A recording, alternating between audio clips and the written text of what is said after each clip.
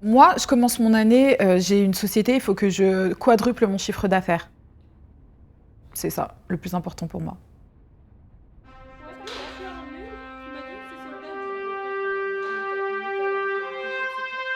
J'ai envie de sortir un produit à mon image.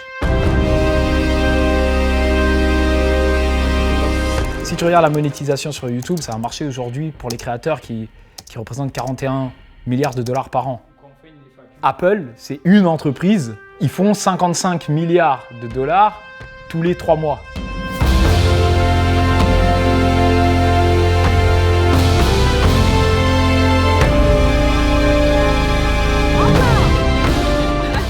Fondamentalement, ce qui me rendra multimilliardaire, c'est pas créer des vidéos.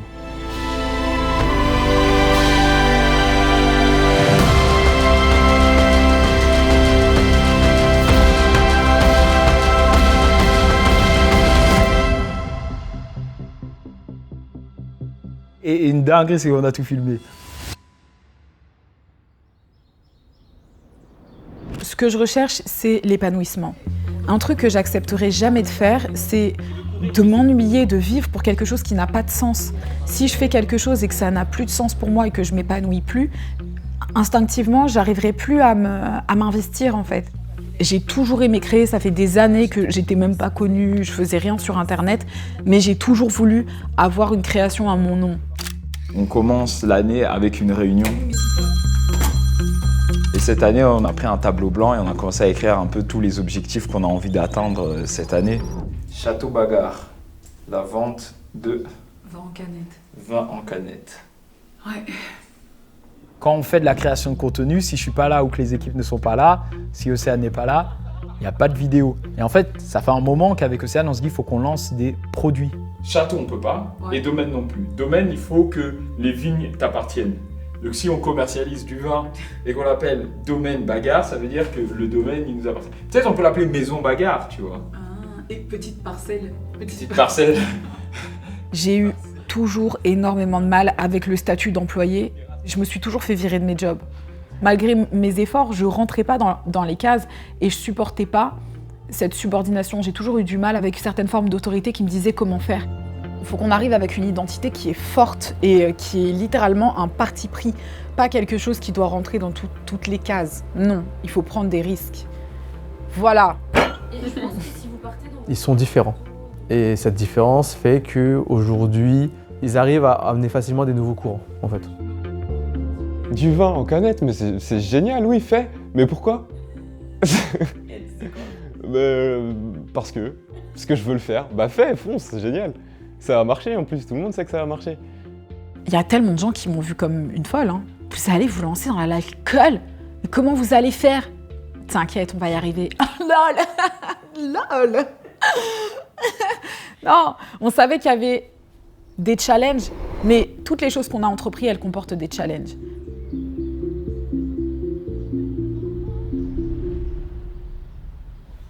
Donc non seulement on veut ramener du vin en canette, mais aussi démocratiser le vin pétillant, mais aussi introduire le vin pétillant sans alcool. Être entrepreneuse, pour moi, c'est déjà ne pas avoir peur de prendre des risques et d'assumer les risques. Voilà. On a eu des moments compliqués. Hein. Franchement, l'anatomie de la complication. Déjà, partons du début. Mais vraiment, début.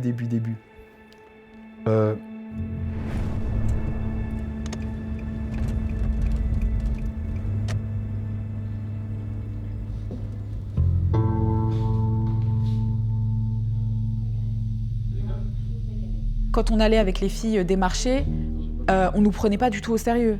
C'est vous êtes restauratrice, En fait, pour les gens, on était tout sauf des professionnels du vin, quoi. Vous connaissez déjà pas mal de vocabulaire, c'est pas mal. Je suis à mon max là.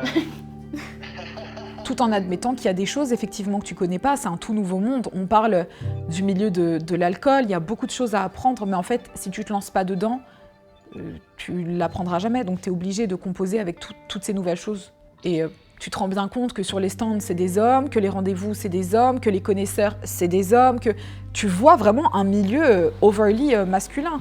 Tu vas dans les vignobles, c'est des vignerons, vraiment, et on en a visité, tu vois. C'est des hommes. Quand on s'adresse à des producteurs, à des vignerons, l'échange, on sent qu'il est compliqué et on se dit, si j'avais été un homme, ça aurait été peut-être plus simple. Je sens que ça va sonner dans le vide. Il y a de nombreuses portes qui se sont fermées, il y a de nombreux vignobles qui n'ont pas eu envie de travailler avec nous, particulièrement en France, et c'est la raison pour laquelle on s'est dirigé vers l'Italie. Il y a de nombreuses personnes qui nous ont dit « mais votre produit, nous, on trouve ça nul en fait, on ne veut pas faire ça ». La création de contenu au niveau de la Ligue 1, c'est que des gars, tu vois. Donc ça aussi, c'est un challenge. Mais l'industrie du vin, l'industrie du vin, mon gars. Mais les Italiens, assez marrant, et à ça, ils sont assez ouverts. Donc ils sont OK qu'une meuf décide de vendre du vin en canette qui plus est. Donc on va en Italie.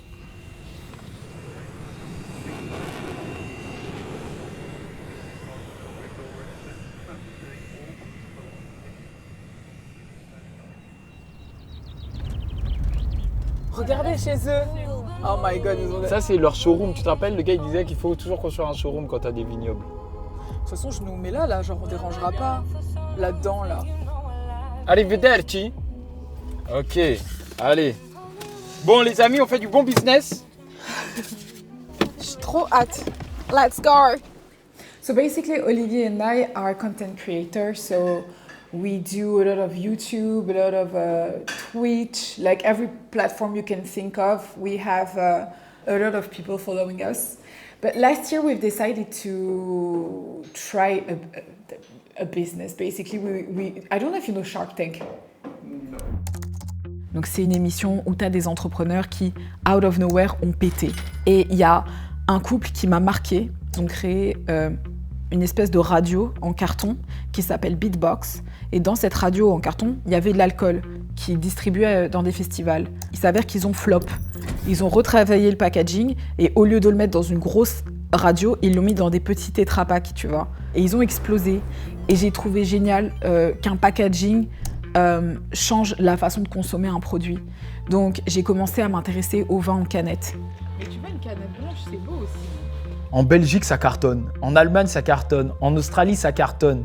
Aux États-Unis, ça cartonne. En France, tu sais, je crois, la semaine même où elle m'en parle, je prends le téléphone et j'appelle toutes les marques de vin en canette que je trouve sur Internet qui commercialisent en France.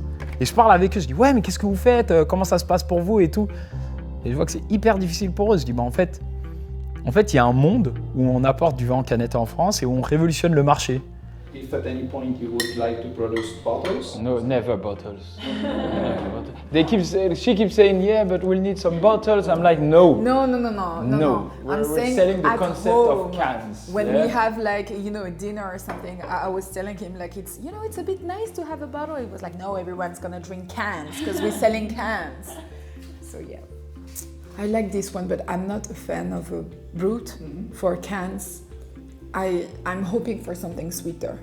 Yeah, but this is a very sweet side a lot. Yeah. But we just wanted to give you the chance. It's very nice. Something. Donc là, le next step, c'est au moins il va t'envoyer par email les tarifs. Faut que ça matche. Mais il a l'air ouvert à la négociation quand même. Non, je pensais même, par exemple, si Maison Bagarre, admettons, on fait genre une couronne ou un château, pas une montagne, mais tu vois, quelqu'un peut faire une couronne? Ça nous a mis du temps de trouver la canette. Hein. On a cherché des designers, on a payé des gens qui essayaient de nous designer une canette. Et chaque fois qu'on faisait un meeting avec l'équipe et qu'on regardait les canettes qu'on nous avait créées, ça fonctionnait pas. Au point où un jour j'ai dit, bon, mon ami Photoshop, toi et moi, on va s'asseoir. J'ai ouvert Photoshop et j'ai photoshopé la canette. On va peut-être revoir légèrement ça, juste sur la syntaxe, tu vois. Ah oui.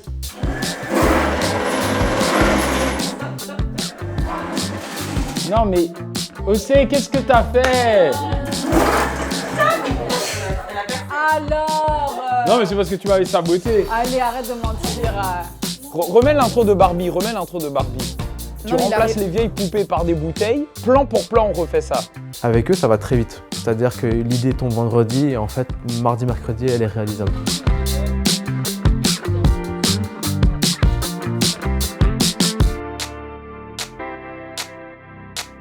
T'as déjà vu une canette mise en avant comme ça?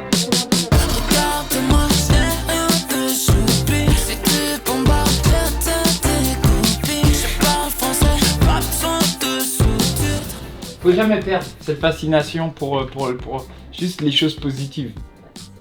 Et moi, quand je vois ça comme une source d'inspiration déjà pour moi, mais pour toutes les autres personnes, de se dire, tu vois, quand t'as une idée, au moment où t'as l'idée, tu sais pas comment tu vas faire, tu sais pas si tu vas pouvoir le faire. Et pourtant, tu finis par le faire. Bon, un gros coup de quicheta aussi.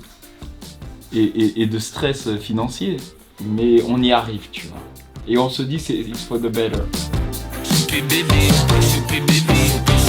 Regarde-moi, j'ai rien de choupi. C'est que pour moi, je t'ai découpé. Je parle français, pas besoin de sous-titres. Choupi bébé, choupi bébé,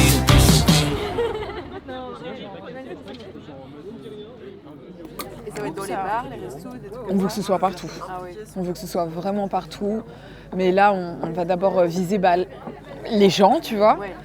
Et tout faire péter très clairement, c'est l'objectif. Et être vraiment partout.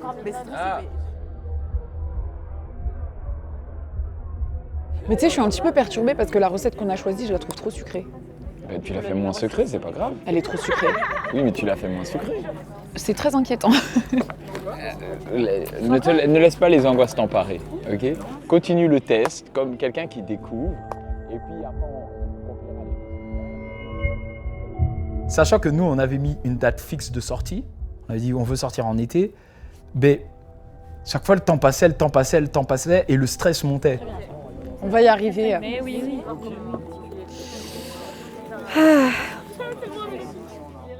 Faut que ça fonctionne parce que tu investis ta personne, tu investis ton argent. Donc on est obligé d'avoir du résultat. Et c'est très vite que la belle création devient un business. Parce que oui, tu t'amuses à créer, c'est bien, mais cet argent, il faut qu'il te revienne. Sinon tu as perdu beaucoup d'argent. Sachant qu'on a déjà mis 70 000 € à ce moment-là. On me dit, Olivier, il manque 25 000 €. On a commencé en mars, avril, mai. On n'est pas encore sorti, hein. On n'a toujours pas goûté à quoi ressemble la canette. Et il manque 25 000 €. Action. Fais attention à l'étiquette qui n'est pas très jolie. Essaie de montrer plus le côté bagarre. La caméra est ici. Notre canette, on l'a toujours pas. Et ce jour-là, on m'avait promis qu'on aurait la canette. Et on n'a pas la canette. Il y a beaucoup d'argent qui a été investi dans ce projet. C'est pas l'argent de la compagnie. C'est pas des fonds de société, quoi. C'est de l'argent perso. En 2017, je faisais de la musique et j'avais ramené, on va dire, tous mes amis dans le truc. Et puisque c'est moi qui les ai signés, puisque c'est moi qui est leur co-éditeur, ben, chaque fois qu'ils font un morceau, même quand je ne suis pas sur le morceau, ben, je récolte une petite part.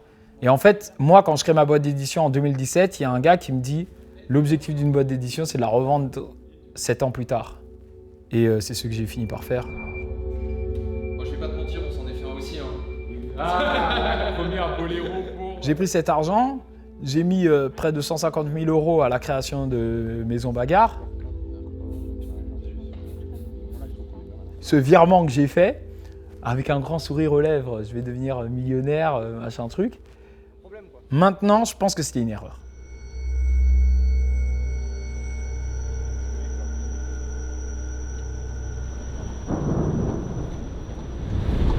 Mon gars, on croit tellement en cette marque, si on doit conduire le camion de marchandises, on le conduit. Comment ça, on est fauché? Ben, en fait, on n'a plus d'argent sur la compagnie Maison Bagarre. Ça veut dire si on n'arrive pas à vendre les canettes, ben, on doit déposer le bilan. Alors qu'on n'a même pas encore commencé à vendre. Mais c'est de la gestion d'entreprise, c'est comme ça. Hein. On avait un business plan, on a dépensé un peu plus que ce qu'on pensait qu'on allait dépenser. Et du coup, on a tout mis dans le stock, tout mis dans l'inventaire et surtout tout mis dans essayer de résoudre les problèmes, que ce soit les problèmes de livraison, les problèmes avec le fournisseur et tout ça. Et en vrai de vrai, une fois que tu payes les salaires, une fois que tu payes tous ces problèmes, ben on a plus d'argent. Quand je sors Maison Bagarre, j'ai pas d'attente, j'ai très peur. J'ai des espérances, mais des espérances, c'est pas des attentes. J'espère que mon produit va plaire aux personnes concernées. Oh waouh, elle est plus belle encore que ce que je pensais. Parce que j'y ai mis du cœur, parce que j'y ai mis du travail et un investissement. On arrive au jour de la sortie. Il y avait 17 000 personnes qui s'étaient inscrites à la newsletter pour espérer avoir Maison Bagarre en avant-première. C'était ça la promesse qu'on leur avait faite. 17 000 personnes inscrites sur la newsletter. On sort Maison Bagarre, on envoie l'avant-première par email. Et là, les mails ne s'envoient pas. Ouais, t'as regardé dans tes spams? Il n'y a vraiment pas ton mail. Et tu t'es inscrit avec combien d'adresses email? Tout le monde commence à m'appeler. Comment ça se fait que j'ai pas reçu mon email? Comment ça se fait que j'ai pas reçu mon email? Et je demande aux équipes. Les équipes disent mais pourtant les emails ont été envoyés. On a appuyé sur le bouton, on les renvoie. Et ils appellent, tu sais, ils appuient 3 fois, envoyer. C'est bon Olivier, c'est envoyé. Ben non, c'est juste que les gens ils veulent pas acheter du vin en canette. Je me dis mais c'est une folie. Donc là on a fait combien de ventes? Ouais, on a fait 5 ventes. Je dis donc sur 17 000 personnes qui se sont inscrites à la newsletter, donc qui ont manifesté une intention d'achat, on n'a fait que 5 ventes. Et, putain, et je venais de lâcher, genre, il y a une semaine, 25 000 € additionnels.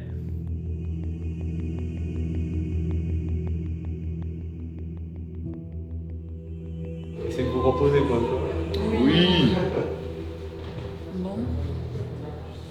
Je dis quoi? Quoi ça? Tu peux pas dire. Est-ce que c'est bien? Non, c'est pas bien. On a 100 commandes, 110 commandes. Je sais ce que je dois faire, moi, pour mettre toutes les chances de notre côté pour qu'on vende ces canettes. Je sais à quel point j'ai ce pouvoir-là, mais je me sens aussi un tout petit peu démunie parce que du coup, je me dis, faut vite que tu ailles bien et très vite. Et, mais si, c'est... Non, mais c'est pas grave, c'est une pression qui est normale. En vrai, de vrai, c'est logique. La vie, elle est comme ça. Mais je me dis juste, putain, j'aimerais être, genre, bien tout de suite, tu vois. Mais je pense que tu dois dissocier les deux. Tu peux être un peu mal et continuer à fonctionner, c'est pas grave. Tu dois pas être bien tout de suite parce que ça c'est un objectif qui est peut-être réalisable. Peut-être demain tu te réveilles, tu sens les paquerettes et tu vas bien, mais peut-être aussi irréalisable parce que ce truc ça prend du temps. Oui, puis je bébé. pense que tout repose pas sur toi dans le sens où je Mais pense que non. maintenant qu'on va rentrer dans le centre commercial, ça va étudier les choses.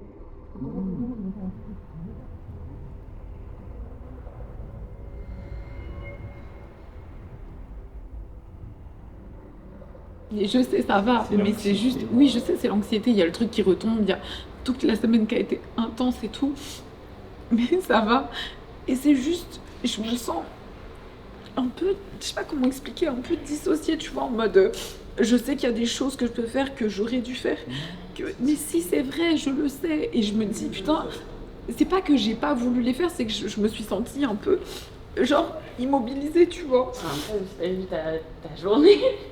Tu vois, on était sur Aven, on était sur machin, on fait des soirées, on fait des trucs, là on doit faire des...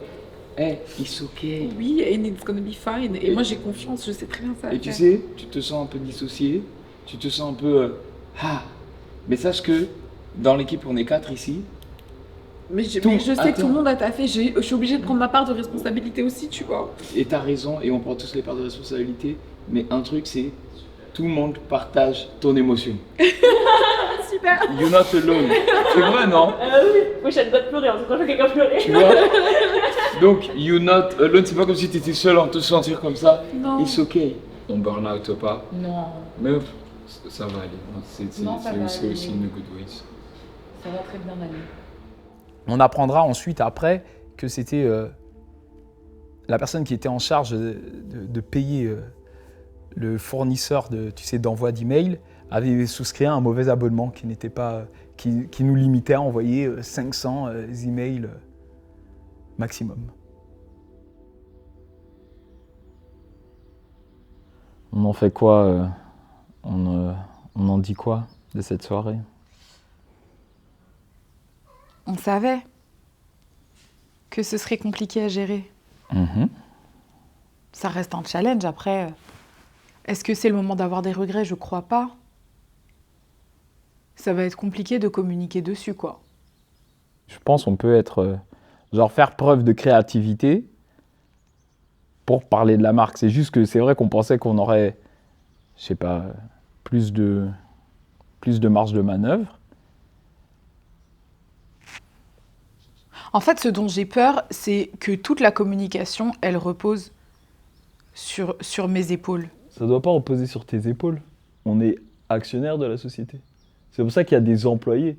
C'est pour ça qu'on a voulu s'entourer. C'est pour ça qu'on a pris des monteurs. C'est pour ça qu'on a pris des assistants. C'est pour ça qu'on a pris des... C'est pour pas que ça dépende que de tes épaules. Et même moi, je vais dire, oui, c'est ta marque, ouais, c'est ton branding, ouais, c'est machin, mais c'est pas toi qui va commencer à aller livrer les palettes. Si tu repars dans ce truc d'essayer de te donner à 400%, à convaincre tout le monde à prendre ces canettes, déjà, en vrai, quand on regarde les chiffres, c'est pas rentable. C'est pas rentable parce qu'on est sur une canette qu'on vend à 4 €. Tu veux faire 4 000 €, tu dois en vendre 1 000. Je sais que c'est un produit de distribution, je le sais très bien. Bah alors rentre pas. Rentre pas dans cette guerre. Non, je vais pas rentrer dans cette guerre. Mais quand je dis ça, je parle intérieurement. Oui. C'est pas ça que tu dois faire ou passer ton temps à faire. Je vous la fais courte, mais quelques temps après, il y a d'autres problèmes qui nous sont tombés dessus. Olivier a fait un TikTok dans lequel il présentait une canette floutée. 2 jours plus tard, des articles de presse indiquaient qu'on était poursuivi en justice pour avoir fait de la publicité illégale de notre marque. Accusation totalement fausse, puisqu'à l'heure où je vous parle, nous n'avons reçu aucun courrier ni rappel à la loi et les articles de presse ont été modifiés. L'association Addiction France a porté plainte contre la créatrice de contenu pour non-respect de la loi E20. Elle s'inquiète de l'effet de ses publications sur la consommation d'alcool des jeunes. Ces publications font l'objet d'une plainte déposée début octobre. On est combien là ? On est le 22. Par Addiction France au tribunal. Attends, je comprends pas comment on n'a rien reçu, mais il y a un article. En attendant, Ossana Hamsler semble reprendre les accusations de publicité illégale à la légère puisqu'elle a publié samedi sur le compte de sa marque une vidéo annonçant une édition floutée de sa canette rose pour respecter la loi. Notre objectif n'a jamais été de ne pas respecter la loi. Notre objectif est de vendre un produit d'adulte à des adultes responsables en respectant la loi. Donc on a contacté ces associations et on a dit comment est-ce qu'on peut faire, comment est-ce qu'on peut donner l'exemple à l'industrie de commercialiser un produit de manière éthique, de manière claire et pas en étant flou sur la loi. Eux, ils nous ont remballés. Déjà, tu as l'impression que tu fais pas grand-chose parce que tu es là, il n'y a rien que tu puisses faire pour promouvoir ta marque. Et le minimum que tu fais, on va dire arrête. Et je fais quoi alors? Je peux aller me faire foutre en fait. Quelle mauvaise idée j'ai eue. C'est ça que ça me fait dire. C'est à quoi qu'est-ce qu'on fait en fait?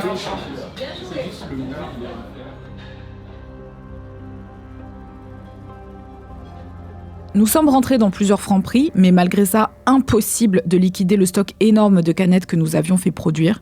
Cerise sur le cake, on a découvert en faisant livrer des canettes chez nous pour aller approvisionner des commerces que nos canettes étaient livrées n'importe comment. Malgré ça, on est en décembre et je crois que c'est la première fois cette année que je me sens aussi bien. Ça, c'est les vrais challenges. C'est ça, les vrais challenges.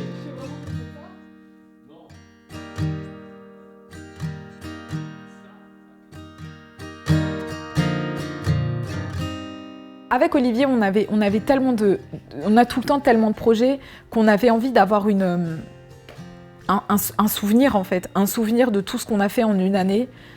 Et il y a eu tellement de choses qui sont passées, tellement de périodes qui, pour certaines, ont été difficiles, pour d'autres un peu plus heureuses. Et je suis trop contente d'avoir même regardé les épisodes précédents et de m'être dit « Waouh, on en a vécu des trucs !» Et en fait, let's be hopeful, tu vois, on peut passer un moment difficile et après ça passe. Après la pluie, le beau temps et on continue. L'aventure ne fait que commencer.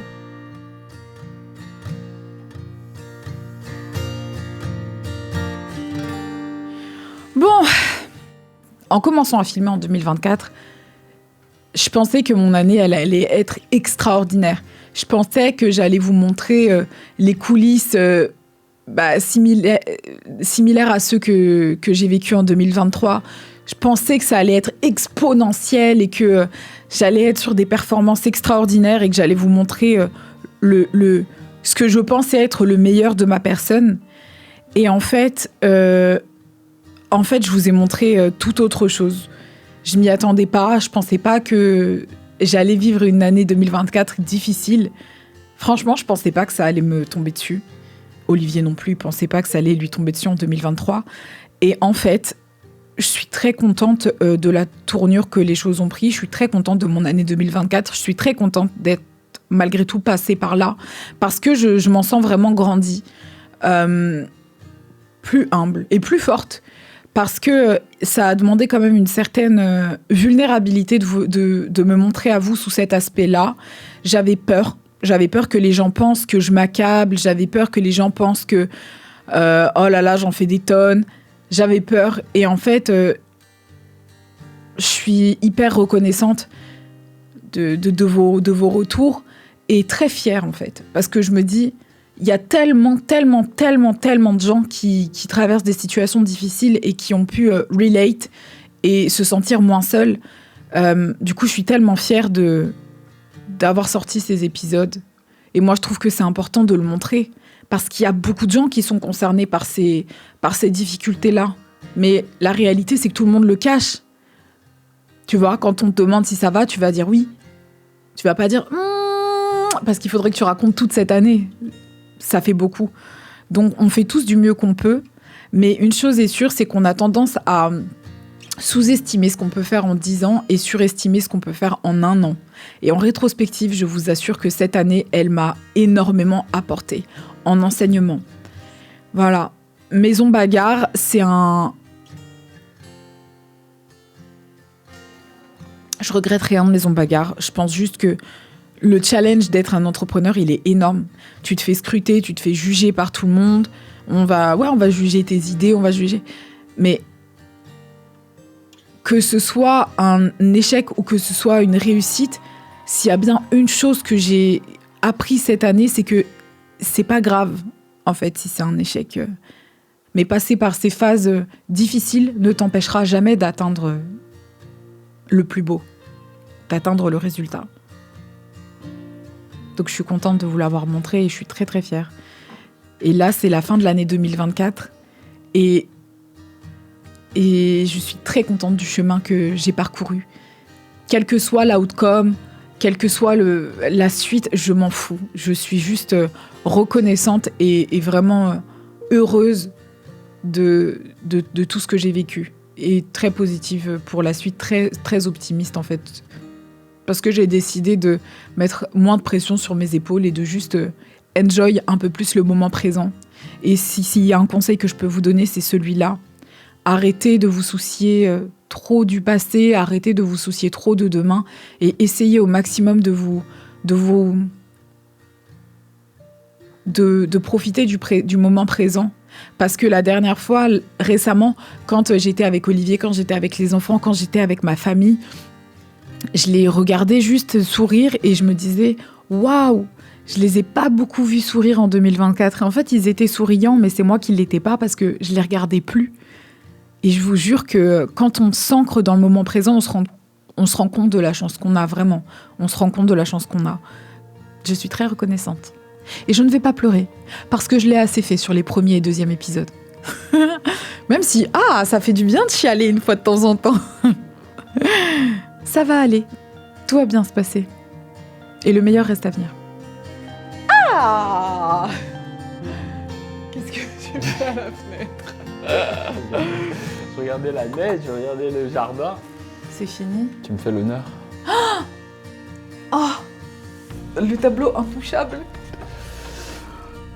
Oh, ça s'efface pas. c'est bien imprégné, tu vois. Oh mon Dieu. Franchement, il résiste, hein. Ouais, Genre, non, 2024 veut nous garder en 2024. Hein. En gars, il y aura plus un. Il y aura plus un seul morceau. C'est fini, toi.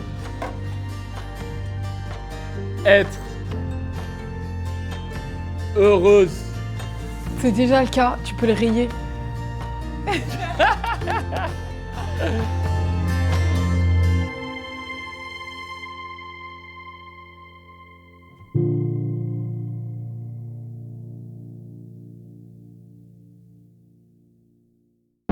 Yeah, les yeux dans les yeux, j'aime te voir sourire, je veux que tu sois heureuse. Je vais donner du temps, prendre soin de ton cœur pour que tu sois heureuse. À l'embrador, parle-moi de tes rêves, de tout ce qui te rend heureuse. Je t'offrirai le monde, je décrocherai la lune si ça te rend heureuse. J'aime ta silhouette, ton reflet, quand tu brilles comme un jour de fête. Demain faut pas en parler encore, on ne passe pas l'été à penser à l'hiver. C'est pas moi qui le dis, c'est un fait. Je serai là dans le pire et le meilleur. Je ferai que des actes, pas de promesses, je te le dis toujours dans les yeux. Les yeux dans les yeux, j'aime te voir sourire, je veux que tu sois heureuse. Je vais donner du temps, prendre soin de ton cœur pour que tu sois heureuse. À l'embrador, parle-moi de tes rêves, de tout ce qui te rend heureuse. Je t'offrirai le monde, je décrocherai la lune si ça te rend heureuse. Si tu veux on change de décor, mets tout ce que tu veux dans le sac. Laisse les beaux tes gars dans le sable. Si rien on en rachètera encore. T'es belle sans même faire d'efforts. Où sont tes failles et tes défauts? Ton parfum m'envoie, je vois même plus les autres, comme si tu m'avais jeté un sable. Je me sens bien quand on est deux. Tu parlais d'exaucer mes vœux, mais dis-moi est-ce que toi t'es heureux? Les yeux dans les yeux, j'aime te voir sourire, je veux que tu sois heureuse. Je vais te donner du temps, prendre soin de ton cœur pour que tu sois heureuse. À l'embrador, parle-moi de tes rêves, de tout ce qui te rend heureuse. Je t'offrirai le monde, je décrocherai la lune si ça te rend heureuse.